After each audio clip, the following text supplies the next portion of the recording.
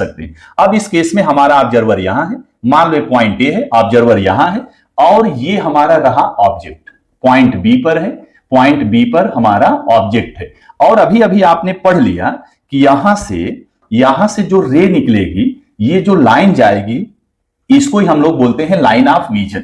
अब ध्यान देना, एंगल ऑफ एलिवेशन, एंगल बनाने के लिए आपको मालूम है कि दो साइड चाहिए। तो एक तो हमेशा क्या रहेगा, लाइन ऑफ विजन, एक साइड हमेशा क्या रहेगा, लाइन ऑफ विजन, और दूसरी साइड क्या होगी, जो हमारा हॉरिजेंटल है, हॉरिजेंटल को आप बोल सकते हैं ग्राउंड बोल सकते हैं, या बोल सकते हैं कि ऐसी लाइन जो ग्राउंड के पैरेलल हो। जरूरी नहीं है कि हॉरिजेंटल का मतलब ग्राउंड ही हो, ग्राउंड हो सकता है, ग्राउंड मतलब धरती पृथ्वी, ग्राउंड हो सकता है, या उसके पैरेलल कोई भी लाइन, जैसे एक्स एक्सिस हॉरिजेंटल होता है, वाई एक्सिस वर्टिकल होता है। अब यहां देखो ध्यान से, ऑब्जर्वर हमारा यहां पर पॉइंट ए पर है, ये उसका लाइन ऑफ विजन है, ये हमारा हॉरिजेंटल है।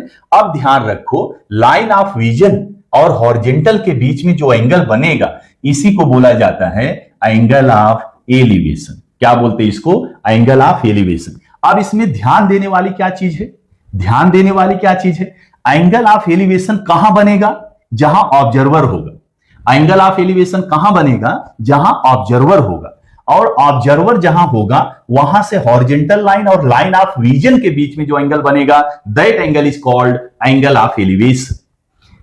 एक तो ये आप समझ गए, एंगल हमेशा कहां बनेगा, जहां ऑब्जर्वर होगा, और दो साइड चाहिए, तो एक हॉरिजेंटल, दूसरा लाइन ऑफ विजन।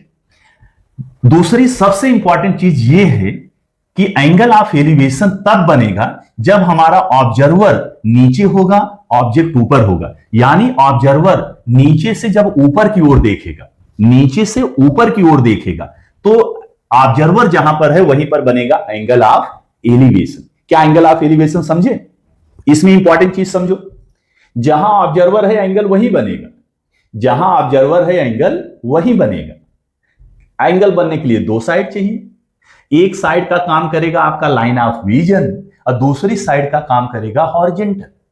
लेकिन एंगल ऑफ एलिवेशन तब बनेगा जब हमारा ऑब्जर्वर नीचे होगा, ऑब्जेक्ट हमारा ऐसे ऊपर होगा, यानी कि ऑब्जर्वर नीचे से ऊपर देखेगा, तब बनेगा एंगल ऑफ एलिवेशन।